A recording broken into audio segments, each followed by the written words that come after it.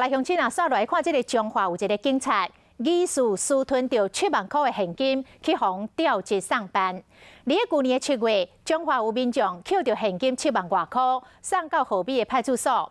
有一个少年员警无照规定来开警政系统的收据，予这个民众是家己来写一张收据，予这个民众，就把这个7万多块放伫家己的拖底。民众写批到警察局的信箱去检举。 分局开始来调查，这个员警讲，伊是无闲甲袂记哩咯。目前这个分局已经甲调职，而且依照着侵占、伪造文书、甲贪污，甲移送侦办。民众捡到7万几块现金送去警察局，想袂到员警无依照规定受理报案，是放入家己的拖底，涉嫌食钱。邱姓员警自己表示，他是因为忙忘记了。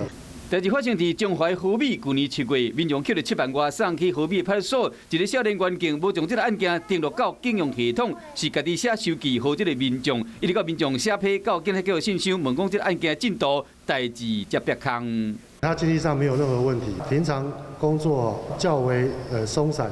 警方讲，这个员警到职较无5年，无结婚，无听讲有经济压力，就算讲伊履收过无用未记去，分局依照侵占、伪造文书等的罪嫌，该移送并且调职处分。我会担心我的好意就被这样子不见了呢。可能会跟警察要一张收据吧。警方嘛，甲民众若捡到物件送去警察局，会有什款的流程？我们现在帮你做清点，好不好？